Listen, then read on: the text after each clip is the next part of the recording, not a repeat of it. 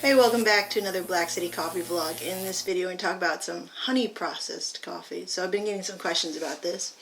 How is honey processed different than, say, a natural processed or a wash processed coffee? And what information are we taking to the roaster as a roaster? Okay, well, I'll just tell you how I do it. This is not a how-to, but okay? We have a honey processed coffee. We have two, actually. I kind of forgot. Got Berry Treasure, which is from Costa Rica. And then we have our decaf honey pot, which is from Honduras.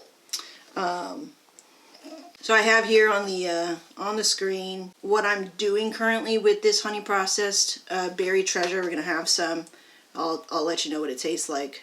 So when I'm approaching a honey processed coffee, I'm still gonna consider its altitude, its density, how much moisture is in the coffee, like I said in the last video.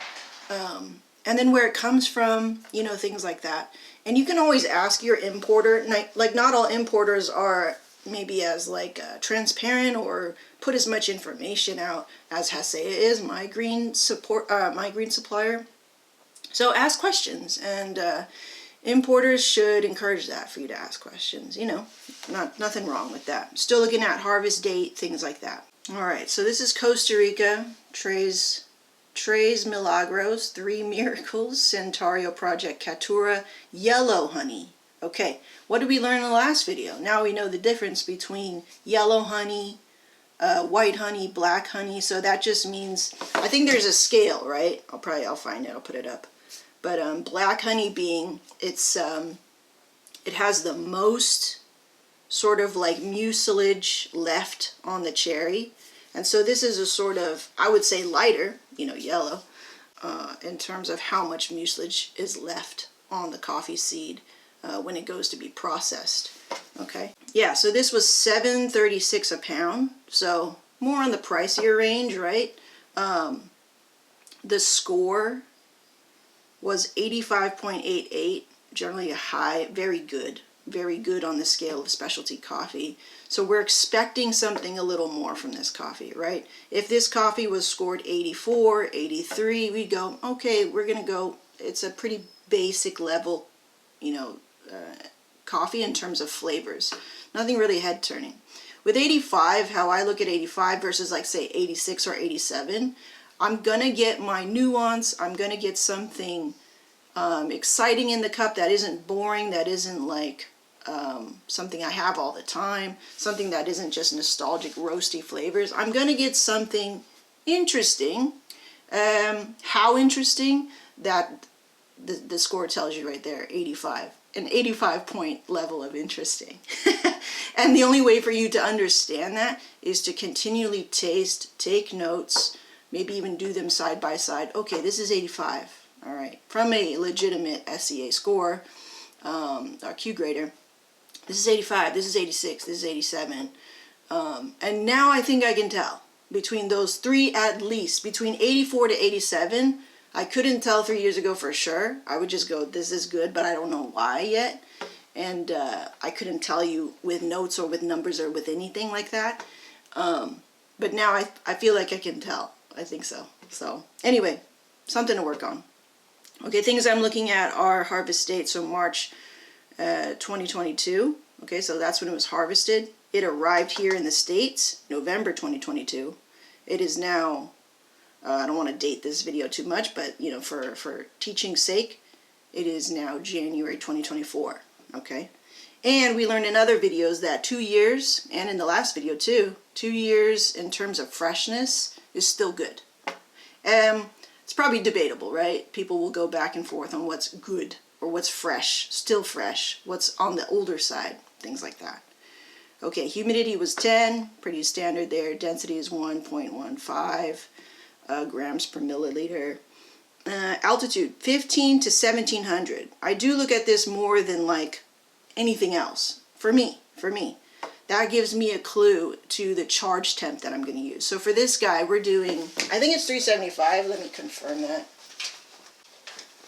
This is at the roaster. All right. Yeah, we're doing 375. Yeah, so when I see a altitude range like this, 1500 to 1700 meters above sea level, I'm typically finding that 375 works for me. On the first roast, however, I'll go 380 just because it's the first roast. I'm gonna need a little extra, right? The machine is not running at temperature, you know, at its ideal temperature yet. So I'll go 380 to give it a little extra help. Adjust as usual. The first roast out of the gate is always kind of like, you know, and I don't do a preheat. I don't have time for that. I don't have time to preheat, honestly. I'll just tell you straight up. I know that's a faux pas. I know that's bad in terms of, but I work around it. You know, I just work, I work with that consideration that I'm not doing a preheat. So I do these little things. I do these little shortcuts for myself. That's what I'm going to do, straight up. I'm going to make shortcuts. I'm going to make systems that work for me, as long as what I'm tasting in the cups tastes good. You know what I'm saying? Okay, so yeah, 1500 to 1700, I'm like 375. Higher than that, I'm going to go maybe 375 to 380. I'll go maybe 390 to 400. 400. Still coughing. Based on the recommendation of Jared for this coffee was to go just a little bit more developed within a light roast. So City Plus, we call that City Plus, or Light Plus if you want to go that way. I found that to be true. It gave it a little bit more sweetness versus something more vegetal. So you'll find that if you're playing with the range of light and finding out, like, how light do I want to go with this? You know, how far can I push this coffee to retain and get more flavor out of it and stuff. But you'll find if you go too light, it'll taste sort of like underdeveloped, right? So it's underdeveloped. That's a very broad term, right? But it could taste vegetal. It could taste kind of bland almost. There's no punch anymore. There's no sweetness to balance the acidity, to make it taste really good, right? So we need sweetness to support the acidity, right? We learned that in a Mill City Roaster article. We need sweetness to support the acidity for it to taste balanced, to taste good and tasty, right? So with this one in particular, with honey, this honey processed, I went 375. What'd we do? We did 4 minute and 24 first phase. So we're reaching dry end or green to yellow transition at 312, 4 minutes and 24. We're getting first crack a little earlier. This is the first roast out of the gate. If I were to keep roasting this, it'd be a little bit later. It would look a little bit more standard, right? But this is fine. 378, 758. As a reminder, I like to roast fast, and I like to have sort of acidic, bright coffees. Okay, so that's the reason for that. For me, pushing coffees in general in the way that this style that I like to roast to be a little bit more fast and aggressive. Okay, first cracked at 758, 378, and then drop 401. And here's where the development. Okay, how do I make it a little bit more sweeter or more developed as a light roast? Because you've seen me before roast natural processed coffees. Honey processed are natural processed coffees. They're in that same like category. But I'll develop it with a really, really short development time, right? And we can do that with our like carbonic macerated anaerobic process, you know, fancy coffees, things like that. I'll develop that with a very, very short development time. But these coffees in particular, this honey process, I think we can treat it like a natural, you know, just a natural processed coffee or dry processed coffee. I think we can develop this a little bit more. We had the recommendation from Jared to develop it a little bit more, a City Plus sort of profile, right? Okay, so we're going to go 401 with the drop temp. And I can push this to like 405. I think in the cup I'm tasting, I still retain a lot of acidity in the cup, which I like, which I want, which I'm after, right? You as a roaster, you can choose. Oh, I'm not after that. I want it sweeter. I want it sweeter. I want it sweeter. Go for it. You know what I'm saying? So this is my style. 401 to 405, I'm cool with that sort of range in terms of a drop temp. With the consideration that I've done everything similar to what I've just laid out here. And then the total roast time, 10 minutes and 12 seconds. And yeah, that looks pretty good to me. So I've been following this sort of profile for this honey processed coffee from Costa Rica in particular. Because this can change, right? So I just told you that we can do the anaerobic process and I can develop that to like 7% sometimes. 7 to 8, under 10% development on the last phase. And that's where I like to taste it, because I feel like that's where the coffee, I can taste everything that I'm paying for in this coffee, you know, this fancy coffee, $9 plus whatever per pound. But this one, pretty solid in terms of 85 points. Yes. Fairly easy to roast, and I can deal with it as a roaster, and I can be consistent with it. I can consistently turn out this profile, a City Plus sort of profile for Berry Treasure in this sense. And then for me as a roaster, I'm logging this in its own kind of category, and I'm doing that over and over until I see a pattern. And then if I get a coffee that's similar, processed similarly, has similar altitude, similar sort of background and stats, right? Then I can use that information that I've cataloged away. Oh yeah, I remember that Berry Treasure coffee. I'll go to that profile and I'll start there instead of starting from zero, right? So starting from scratch. And that's how I do it, okay? So with the honey processed coffees, I treat them like naturals. But I feel like they're kind of finding their own category within like a typical natural processed coffee. The only one that's really outside of the normal range of roasting coffees, I'd say like this is pretty standard to what we see. 4 minutes, 3.5 minutes, 2 minutes, like that. That's super standard. That's super by the book in a way. The only thing that stands outside of that in terms of like my experience as a roaster is those, you know, anaerobic processed coffees where I finish it really early if I compare it to this, right? But for these anaerobic processed coffees, carbonic macerated, all these fancy coffees with fancy processing and stuff, yeah, I feel like that has a category of its own. So with honey processed coffees, I would approach it like a natural. Ask questions if you really don't know where to start from your importer. Every green is a little different. You know, like the lot that it's coming from, when it was harvested, you know, how long did it take to get to you, all that stuff, the processing in particular. And now we know, I didn't know this, but it was like now we know the scale of how much mucilage is left on the coffee. I would be curious to know, now that I've roasted this sort of like yellow honey. I've done a red honey before. Now I need to know what a black honey would taste like in relation to, say, white honey, right? Now, I'll confirm this. I could be totally wrong, I'm assuming, but I want to see that scale of like black honey to white honey. I'm guessing that's the scale, right?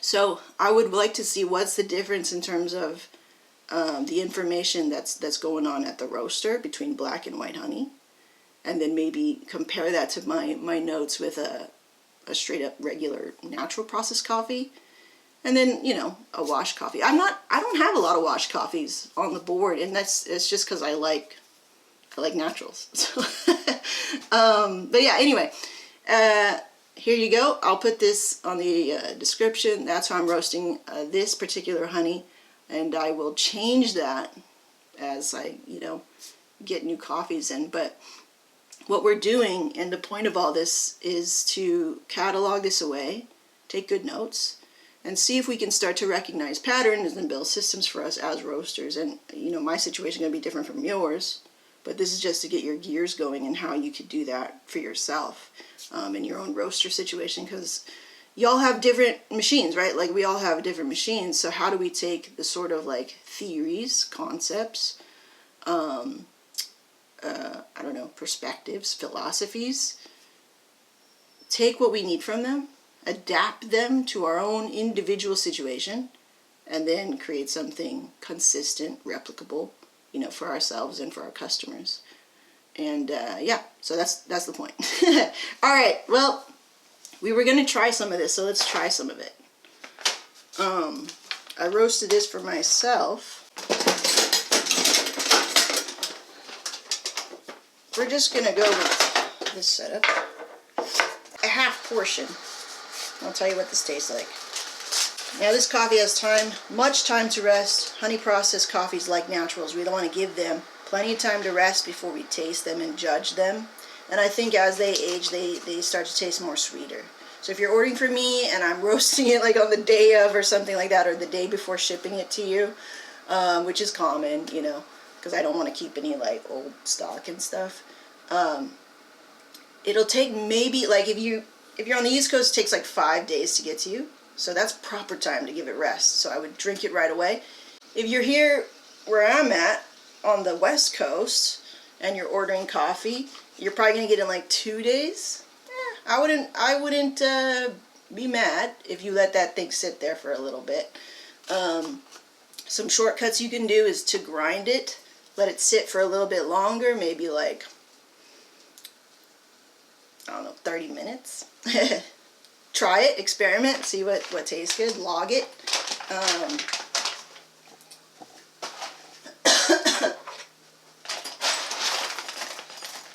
not even gonna. I dose 2 of these when I do a full cup. Wait 30 minutes after you grind it, right? And then see how it tastes. Maybe it needs to mellow out a little bit, right? Give it some time to mellow out. My half dose of water will then be 150 grams of water. Okay.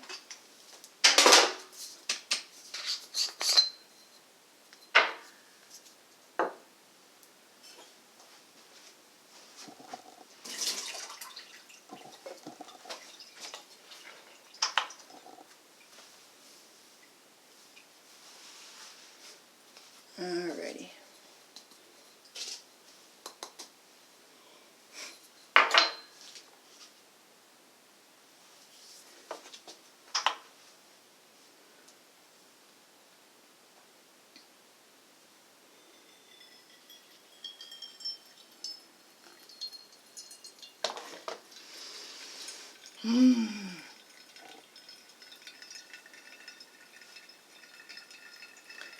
Yeah, this is a really good tasting coffee as it ages. Like I roasted this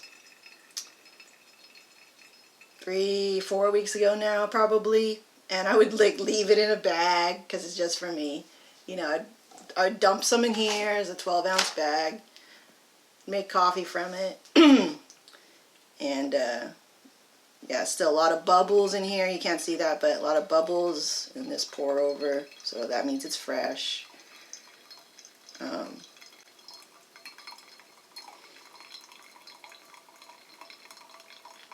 There you go. That's enough.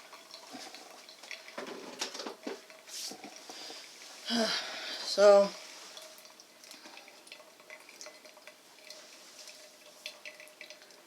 and what I'm putting on the bag, you know, I was kind of thinking of this as like, what do I put on there? When I'm like, what do I taste when I brew it after plenty days of rest? But what I'm putting on the bag is when I'm at the cupping table, and these are the highlights of the notes that I'm getting. Okay, so that's at peak. What Meg did, what Meg tested, that's what she tasted, right? Now, I kind of make this similar to like tasting whiskey, tasting wine, smelling high-end fragrance. There's these sort of top notes that sort of jump at you. And the person describing the coffee, they're giving you those descriptors to help you make a decision when you buy. Sometimes it can be a little bit overwhelming and sort of like, I don't know what the hell you're talking about with cardamom. Right? So, I'm trying to simplify, like I said, you know. Let this cool a little bit. In terms of like getting you guys to understand what I'm tasting so that you can make a better, more informed decision. And I've thought about this a lot, but I don't know. I'd want to hear what you guys think. You know, it's like, Meg, I just need to tell you if this is like what you would like as an acid head, or is it more cherry forward, or is it more like strawberry forward, or is it, you know, how can I simplify it for you? Because my idea of simplifying is when I'm looking for a light roast, I think I was talking to this with somebody, it was like, I'm looking for a light roast in the wild. You tell me it's light roast, you tell me this and that, and then I don't taste that, then I'm sorely disappointed. And with me, as long as it's a light roast, and you tell me it's a light roast, then for the most part, I'm not too concerned if I'm going to taste cherries and blueberries and stuff like that. If you've really roasted it light, I'm sure, and you've chosen the right green, then I'm sure I'll taste something exciting and bright and acidic and stuff like that. So to me, I think it's more important that people roast the level at which they say, and the high notes and the notes that you're putting on the bag, you know, that can be whatever you taste, cool. And I don't need to know some exotic flavors that aren't really down to earth or not really relatable. So I want to keep these high notes still within the range of what my customers are actually like tasting or familiar with. And yeah, just make sure the roast level is what it is that I say. And then the notes that I'm putting on the bag, the high notes, the top notes, or even, you know, the base notes, if it's all about base notes, like, oh, it tastes chocolate, oh, it tastes dark chocolate, oh, it tastes caramel, you know, the roasty notes. I just want to make that simple. I don't know. So, all right, this is going to be hella hot. Let's cool it down in here. I'm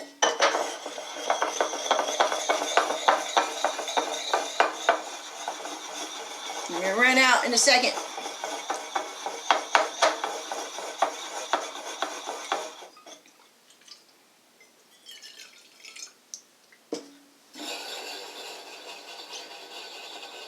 If you want to taste your coffee right away, a fun thing to do is to like treat it like sake. So you can pour it in like a larger container and then pour a little bit out in a little, like, just a little amount. And, you know, that'll cool down enough for you to actually taste it if you're like in a hurry, you know, because I'm kind of always in a hurry.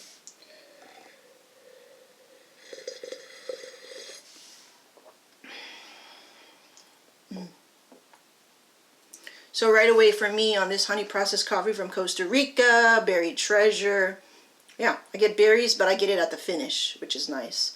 I like for my light roasts or my acidic forward roasts to give me that sort of at the end of the palate on the finish, because this is the whole reason why I'm doing this. So the first part, when it hits the back of my tongue like that, it's sort of like milk chocolate, and then it runs down the sides of the mouth, and it gets to be that more acidic sort of like cherry thing going on, but like a dark cherry, not a light cherry, not a tart cherry, but a sweet cherry. And then there's sweetness that's supporting the acidity, yes, and it's ending off with a sort of like, with a sort of zing, but not in a sour tart way. Okay, so that's what it tastes like. Cherries. Cherries.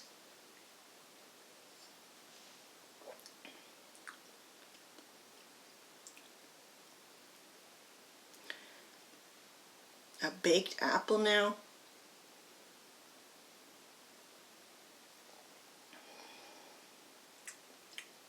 Banana. And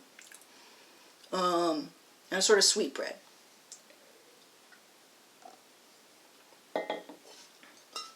And it's not crazy acidic. And the reason why that is because it's City Plus, right? So maybe if we don't, with some coffees, like I said, some coffees we can go cinnamon, right? We can go very, very light. We can go City, light. But this one in particular, if we don't go that City Plus mile, that extra mile, so finishing it to 401, right? Versus like you've seen some of my light roasts go 385, 387, something like that. Much lower. That's quite a big chunk to be sort of like under roasting it in comparison to this. But it works well that way. This one in particular works well when we develop it a little bit more. We get into a little bit more roastier flavor because we're developing to still support the acidity, right? So, yeah, tastes really good.